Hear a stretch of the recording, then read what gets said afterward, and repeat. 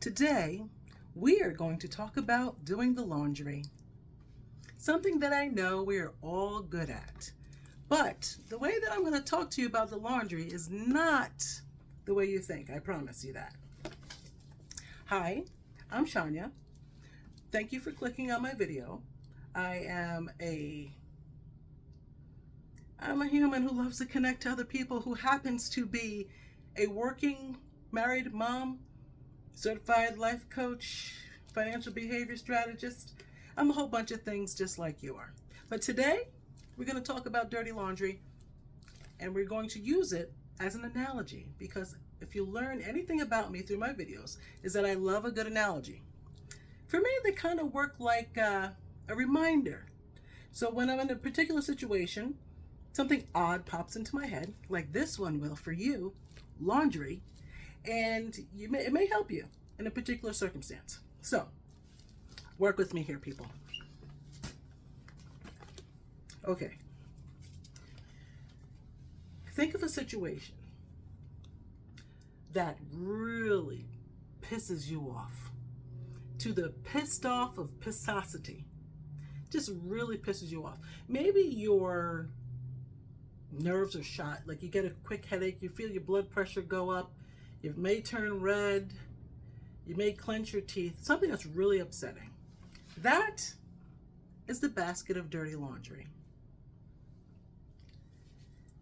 You go through the cycles, the wash, rinse, repeat cycle, meaning you're dealing with it. You may have to shout it out. You're dealing with the situation. You treat it with your thoughts. You try to compartmentalize and maybe rehash the situation, and it goes through the cycle of wash, rinse, repeat. But during that wash cycle, when you're going through this myriad of emotions, it goes through the spin cycle.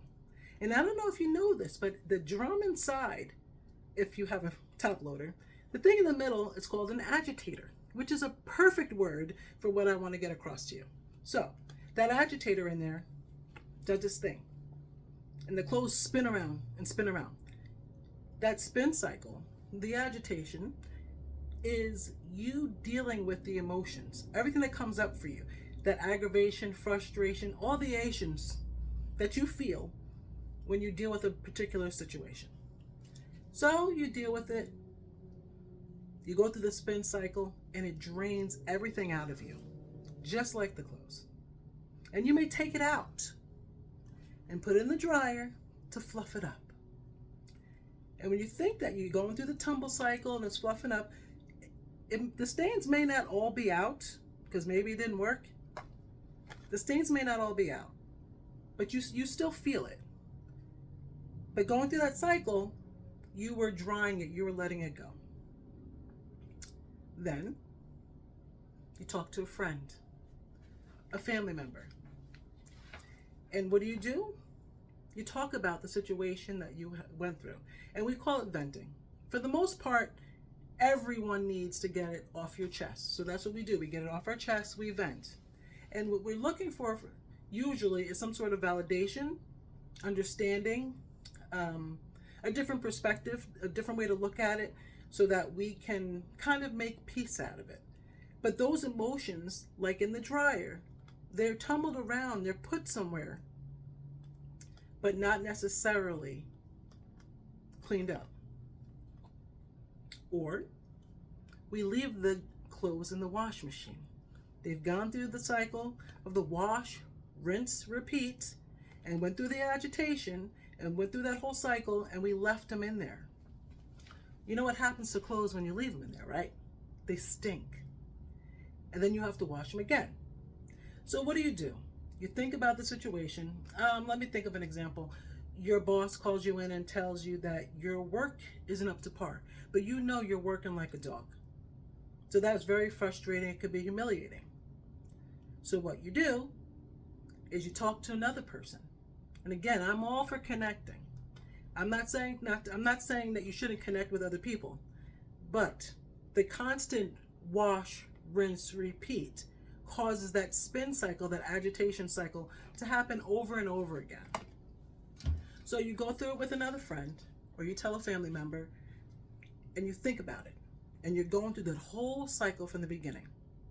Now, I use the analogy as doing laundry so that when you are faced with this situation, that maybe laundry will pop into your head and say, you know what?